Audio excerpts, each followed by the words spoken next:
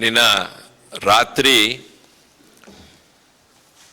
నర్సంపేట పట్టణంలో పెద్ది సుదర్శన్ రెడ్డి గారి విగ్రహాన్ని తొలగించడాన్ని బీఆర్ఎస్ పార్టీ తీవ్రంగా ఖండిస్తుంది.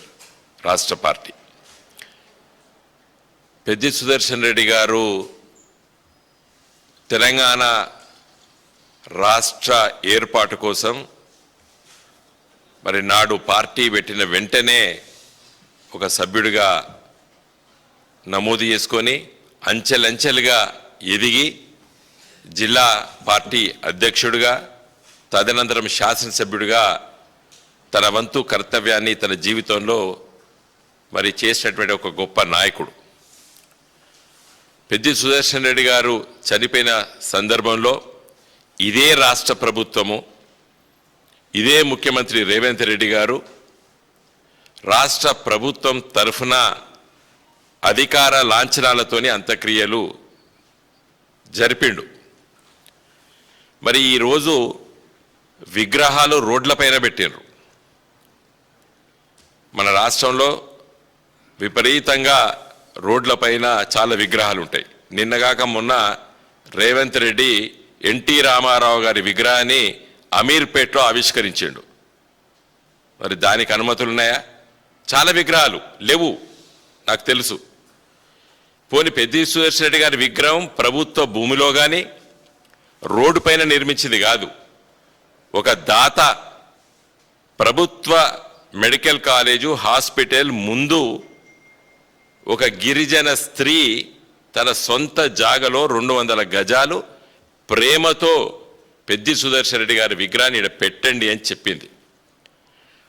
స్థానిక శాసనసభ్యుడు మాధవరెడ్డి గారు, కాంగ్రెస్ పార్టీ నాయకులు ఆ మెడికల్ కాలేజు ఆ హాస్పిటల్ పెద్ది సుదర్శన్ రెడ్డి గారి కృషి అని యావత్తు ప్రపంచానికి తెలుసు. అక్కడ హాస్పిటల్ ముందు తన విగ్రహాన్ని పెట్టడం సహించలేక ఈరోజు ప్రభుత్వ యంత్రాంగంతో కూల్చడం జరిగింది. మేము జిల్లా కలెక్టర్ గారితో, జిల్లా సిపి గారితో, కమిషనర్ ఆఫ్ పోలీస్ శ్వేత గారితో కూడా మాట్లాడడం జరిగింది. నేను శ్వేత గారికి చెప్పినాను, ఈ నర్సంపేట నియోజకవర్గం చాలా ఘర్షణ పూరితమైనటువంటి నియోజకవర్గము. నేను విద్యార్థి రాజకీయాల్లో ఉన్నాం. ప్రతి నెలలో 2 హత్యలు జరిగేది. అటు కమ్యూనిస్ట్ పార్టీ, మార్క్సిస్ట్ పార్టీ, తర్వాత ఎంసిపిఐ, కాంగ్రెస్ పార్టీ, మధ్యలో నక్సలైట్లు, వీటితో దాదాపు 500 మంది హత్య గావించబడ్డారు ఒక 2.5 దశాబ్ద కాలంలో. ఈ విషయాలు శ్వేత గారికి చెప్పినాను. ఇక్కడ ప్రాణానికి భయపడరు, వాళ్ళను అవమానపరిస్తే తిరగబడతారు.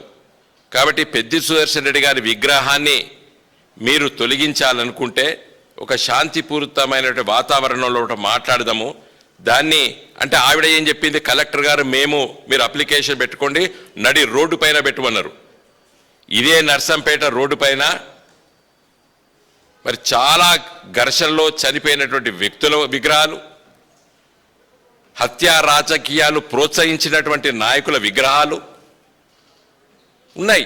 ఆ నియోజకవర్గంలో చాలా విగ్రహాలు ఉన్నాయి.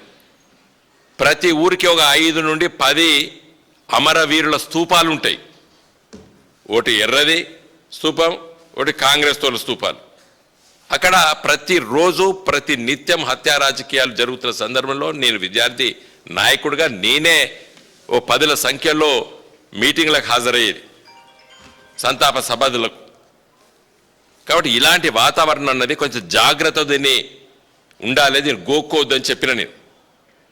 నిన్న 1500 మంది పోలీసులతోని మొత్తం నర్సంపేట నగరాన్ని కర్ఫ్యూగా నిర్బంధించి మా పార్టీ నాయకులందరినీ అరెస్టులు చేసి ఇలా విగ్రహాన్ని తొలగించి అక్కడ ఉన్న స్తూపాన్ని కూల్చడం జరిగింది. ఈ రాష్ట్ర ప్రభుత్వానికి అధికారం లేదు. ఏమంటున్నారు, అసైన్మెంట్ ల్యాండ్. జిల్లా కలెక్టర్ గారికి, జిల్లా సిపి గారికి చెప్తున్నా, వినండి. ఇదే పెద్ది సుదర్శన్ రెడ్డి గారు అక్కడ అసైన్మెంట్ ల్యాండ్ నిర్వాసితులకి రాష్ట్ర ప్రభుత్వం తరఫున ప్రతి ఎకరానికి కంపెన్సేషన్ ఇప్పించి ఆ హాస్పిటల్ కట్టించాడు. మిగిలిపోయిన జాగలో ఆ దాతలు ఇలా మా భూమి ఇస్తామని చెప్పినారు. అది ప్రభుత్వ భూమి కాదది. That is an assignment land. ఇంతకుముందు దయాకర్రావు గారు చెప్పినట్టు నోటీసులు ఇవ్వకుండా కూల్చినందుకు మీరే శిక్షార్హులు, జిల్లా కలెక్టర్ గారు, జిల్లా సిపి గారు. మేము వదిలిపెట్టాం.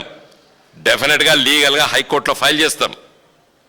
ఏం హక్కు ఉన్నది నీకు? మేము రోడ్ల మీద విగ్రహాలు పెట్టలేదు. ఇలా రోడ్ల మీద విగ్రహాల లిస్ట్ తీసుకొచ్చి పెడతాం. ఇదే సిపి గారు, ఇదే కలెక్టర్ గారు కూల్చుతారా? ఎస్, జిల్లా కలెక్టరు, జిల్లా సిపి గారిని నేను డిమాండ్ చేస్తున్నాను. ఇలా రాష్ట్రంలో ఉన్నటువంటి మీ డీజీపీ గారు ఆనంద్ గారిని అడుగుతున్నాను, విగ్రహాలు కూల్తాను. ఎన్ని విగ్రహాలు ఉన్నాయి పర్మిషన్ లేకుండా? ఏం సొయ్యి ఉన్నదా? తెలివి ఉన్నదా? నిన్నగాక మొన్న చచ్చిపోతాడు, గుండె జబ్బుతో చచ్చిపోతాడు. ఆయన నెల దినం కాకముందే విగ్రహాన్ని కూల్చేసినట్టే ఎంత కుటిల రాజకీయాలు ఈ రోజు రేవంత్ రెడ్డి నడుపుతుండనేది చెప్తున్నాను. ఇదే సిపి గారు చెప్పిన ఎంత ఘర్షణలు ఉంటే ఇదే మాధవరెడ్డి, ఇదే రేవంత్ రెడ్డి పిసిసి అధ్యక్షుడిగా అడుగు పెట్టనీయలేదు. రాహుల్ గాంధీ చేస్తే రేవంత్ రెడ్డి వరంగల్లో ఉన్నాడు, నర్సంపేటలో అడుగు పెట్టనీయలేదు ఇదే మాధవరెడ్డి అని చెప్పి సిపి గారికి చెప్పిన నేను. అంత ఘర్షణ వాతావరణం క్రియేట్ చేసేటువంటి రాజకీయ నాయకులు ఆ ప్రాంతంలో ఉంటారమ్మా, జాగ్రత్తగా దీన్ని డీల్ చేయాలని చెప్పినాం. రేవంత్ రెడ్డిని అడుగు పెట్టనీయలేదు ఇదే మాధవరెడ్డి. ముఖ్యమంత్రి అయినా కూడా అడుగు పెట్టనీయలేదు మాధవరెడ్డి. అలాంటి వాతావరణం ఉన్నటువంటి ఆ నియోజకవర్గంలో జాగ్రత్తగా నడపాలని చెప్పి, రేపు హత్యలు జరుగుతాయి ఎవరు కారణం? అక్కడ ఉన్నటువంటి ప్రజానీకం అలాంటి ప్రజానీకం సహించరు అన్యాయం జరిగితే. ఇంకా గోక్కున్నారు. It will be law and order situation for the coming days. ఇదే పెద్ది సుదర్శన్ రెడ్డి ఘర్షణ వాతావరణం ఉండొద్దు నా నియోజకవర్గంలో అని చెప్పి గత 10 సంవత్సరాల ఉద్యమ నాయకుడిగా, శాసనసభ్యుడిగా ఓడిపోయినా గెలిచినా శాంతియుత వాతావరణంలో నడిపిండు గులాబీ జెండాను గత 20 సంవత్సరాలు ఆ నియోజకవర్గంలో. ఇలా ఘర్షణ పెట్టుకుంటారు, ఆగుతుందా? ఇలా సిపి ఆడు ఉంటుంది, పోతుంది. కలెక్టర్ ఉంటాడు, పోతాడు. రేపు ఈ మాధవరెడ్డి ఎమ్మెల్యే ఉంటాడు, పోతాడు. ఒక 40 సంవత్సరాలు ఆ నర్సంపేట నియోజకవర్గం లోపట హత్య రాజకీయాల నుండి బయట వేసింది గులాబీ జెండా. మళ్ళా మొదలు పెట్టండి, అవుతుందా? That is what I informed the district official machinery. ఎందుకంటే అక్కడ పుట్టి పెరిగి రాజకీయాలు చేసేవాళ్ళం మేము, విద్యార్థి రాజకీయాలుగా. నేనే 10ల సంఖ్యలో నర్సంపేట లోపట ఎర్ర జెండా మీటింగ్లకు హాజరైన మేము. అలాంటి వాతావరణం ఉన్నటువంటి నర్సంపేట నియోజకవర్గాన్ని మళ్ళీ ఇవాళ ఎటువైపు తీసుకుపోతాయని చెప్పి నేను రేవంత్ రెడ్డిని అడుగుతున్నా.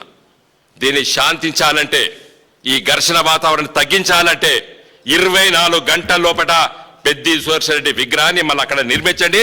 మాధవరెడ్డి నీకు ఫ్రెండ్గా చెప్తున్నా నేను.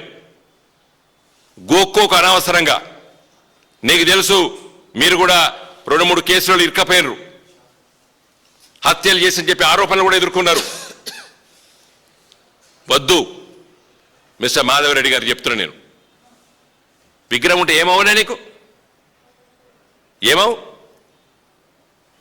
ఆ భార్య, పిల్లలు, కుటుంబము, మాలాంటి వాళ్ళము మేమందరం కూడా ఆ చనిపోయినటువంటి వాతావరణం నుండి బయటకు వచ్చే రోజులపట మళ్ళీ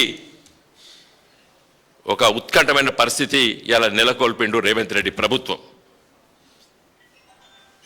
కాబట్టి వెంటనే వీళ్ళు అన్నారు, డిస్ట్రిక్ట్ కలెక్టర్, సిపి గారు మీ పర్మిషన్, ఇదే దయాకర్రావు గారికి హామీ ఇచ్చారు, మేము పర్మిషన్ ఇస్తాం మీరు పెట్టుకోండి అని.